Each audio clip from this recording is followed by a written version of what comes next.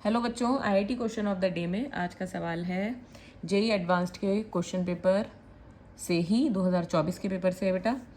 और rotational motion का सवाल है। एक बार आप इसको पॉज करके ट्राई कीजिए और फिर वापस वीडियो पे आइए।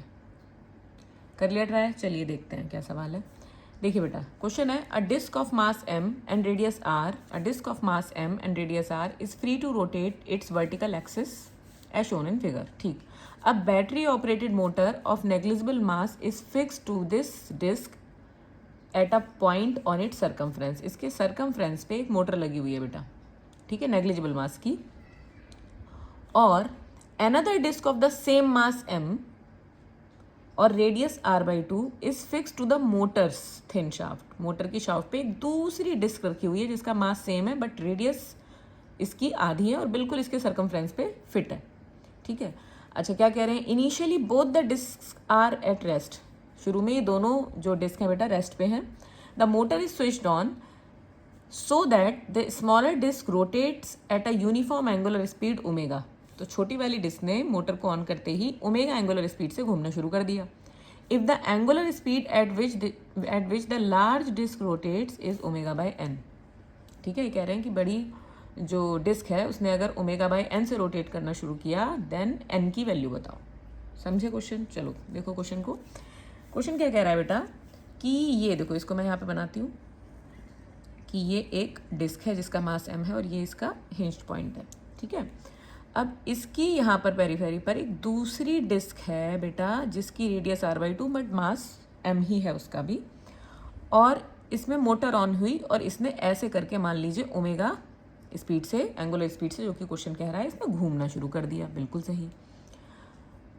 तो क्वेश्चन ये कह रहा है कि अब इसके घूमने की वजह से बड़ी डिस्क भी बेटा घूमना शुरू करेगी, है ना। तो बड़ी डिस्क की जो एंगुलर स्पीड दी है वो उन्होंने ओमेगा बाय एन दी है और एन की वैल्यू पूछी है।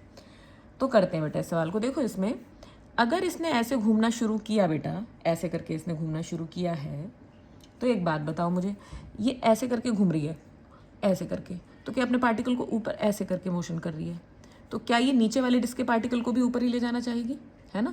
तो ये जो नीचे वाली डिस्क होगी, अगर ये ऐसे घूम रही है तो नीचे वाली डिस्क इसके मोशन की वजह से इसके पार्टिकल भी ऊपर जाना चाहेंगे, तो ये इस तरफ घूमना शुरू कर देगी बेटा।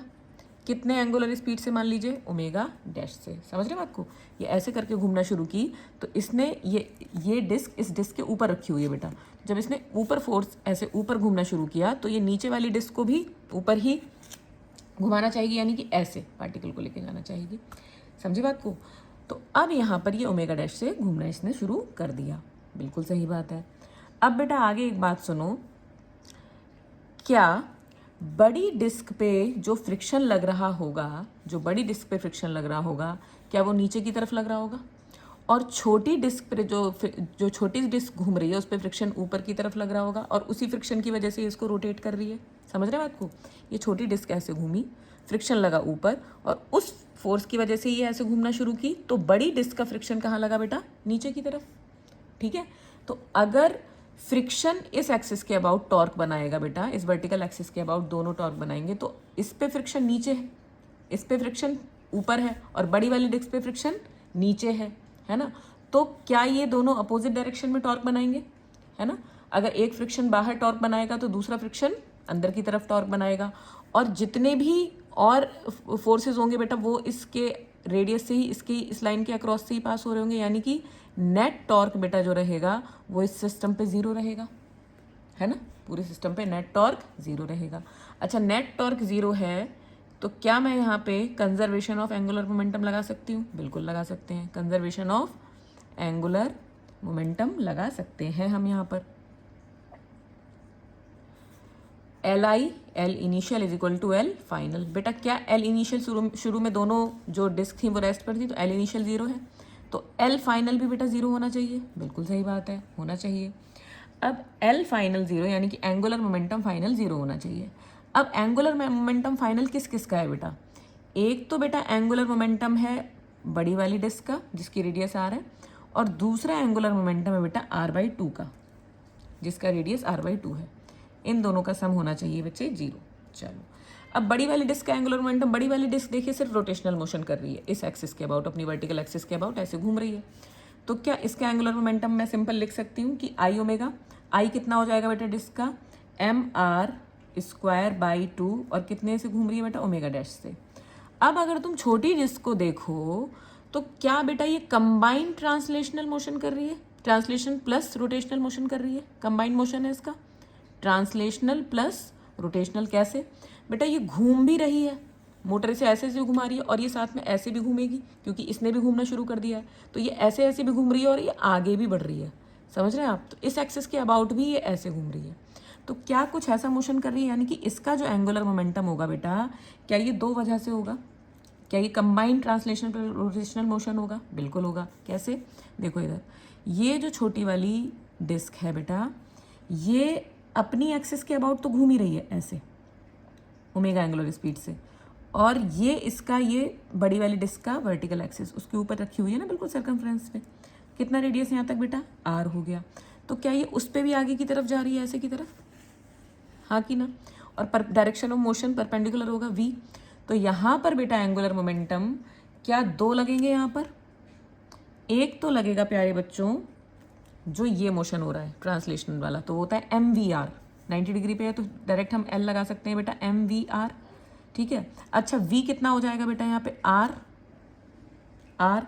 अच्छा ये जो ऐसे घूम रही है इसके ऊपर, वो तो ट्रांसलेशन मोशन ऐसे वाला जो कर रही है वो तो इसी के एंगुलर स्पीड से कर रही है, बड़ी डिस्क के, और खुद की वजह से खुद के सेंटर ऑफ मास के अबाउट ऐसे घूम रही है। तो दो एंगुलर मोमेंटम है बेटा इसके पास। कितने? दो। ठीक है। तो एक तो हो गया बड़ी डिस्क पे जो घूम रही है उसकी वजह से ऐसे ऐसे, बड़ी डिस्क के ऊपर छोटी डिस्क है और छोटी डिस्क ऐसे ऐसे घूम रही है उसके ऊपर, और ये छोटी डिस्क बेटा ये भी कर रही है, अपने सेंटर ऑफ मास के अबाउट भी रोटेट कर रही है। तो एक तो हो गया l is equal to M we r. अब अच्छा, अब इसमें जो वी लगेगा वो कितना लगेगा? V is equal to r, और किसकी स्पीड लगेगी एंगुलर? बड़ी डिस्क की, क्योंकि उसके ऊपर ये रोटेट कर रही है ऐसे। ठीक।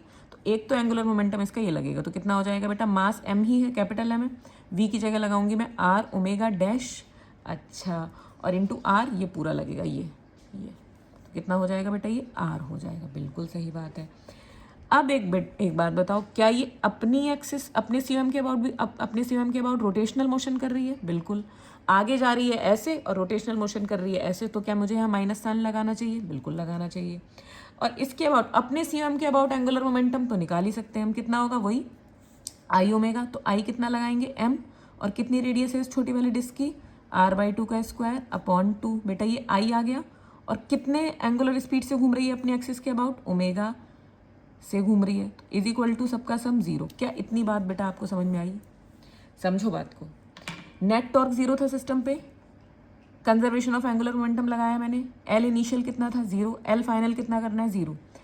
एल फाइनल 0 किस किस का होगा बेटा? कौन कौन है सिस्टम में? बड़ी वाली डिस्क और छोटी वाली डिस्क। बड़ी वाली जो डिस्क है जिसकी रेडियस आर है बेटा, वो सिर्फ अपने सीएम के अबाउट ऐसे ऐसे मोशन कर रही है, तो उसका जो एंगुलर मोमेंटम होगा वो सिर्फ रोटेशनल वाला आई ओमेगा लगेगा। तो आई कितना हुआ बेटा? एम आर स्क्वायर बाई 2, और ओमेगा ओमेगा डैश हो गया। बट ये जो छोटी वाली डिस्क है जिसकी रेडियस आर बाई 2 है बेटा, ये combined translation plus rotational motion कर रही है, यानी कि ऐसे ऐसे भी घूम रही है और ये इसके साथ साथ ऐसे भी घूम रही है।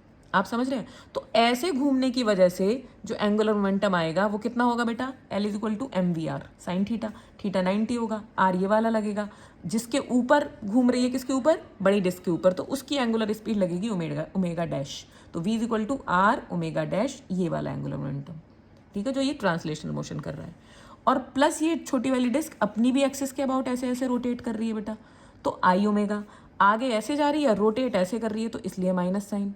अब आई कितना हो जाएगा बेटा? M R square by 2, R कितना है? आर बाई 2 का स्क्वायर अपॉन 2, और ओमेगा हो गई इसकी angular speed is equal to 0। समझ रहे हैं आप? बस इसके बाद कुछ नहीं है। इसके बाद आप क्या कीजिए, इसके बाद आप लगा दीजिए, कैलकुलेट कर दीजिए, और आपका आ जाएगा इसके बाद आंसर। आई होप कि आपको समझ में आया हो ये सवाल। चलिए हम कर भी देते हैं इसको आगे। कितना हो जाएगा ये? 3m R square omega dash upon 2। इसको सॉल्व करेंगे तो देखिए, और इसको इधर लेके जाएंगे तो हो जाएगा M R square by 8 omega. ठीक, यहाँ देखिए एम आर स्क्वायर से एम आर स्क्वायर कैंसिल हो जाएगा, और यहाँ 2 4 ज़ा 8 और ये 3 4 ज़ा 12, तो बेटा ओमेगा डैश आ जाएगा ओमेगा अपॉन 12। और हमको क्या दिया था क्वेश्चन ने? कि एंगुलर स्पीड जो है लार्ज डिस्क की वो ओमेगा बाई एन है, यानी कि ये दिया था हमें ओमेगा बाई एन और हमसे एन की वैल्यू पूछी थी बेटा, तो एन की वैल्यू कितनी आ गई 12। क्या समझे आप इस क्वेश्चन को? अच्छा सवाल है। रोटेशनल मोशन से बच्चे डरते हैं, लेकिन अगर आप उसको अब उसके क्वेश्चंस प्रैक्टिस करें ना बेटा तो हो जाएंगे सारे सवाल, ठीक है। तो कम से कम आज आप रोटेशनल मोशन के 10 सवाल और लगाइए, PYQs। All the very best, practice करते रहिए और कंसिस्टेंसी मेंटेन रखिए बच्चों।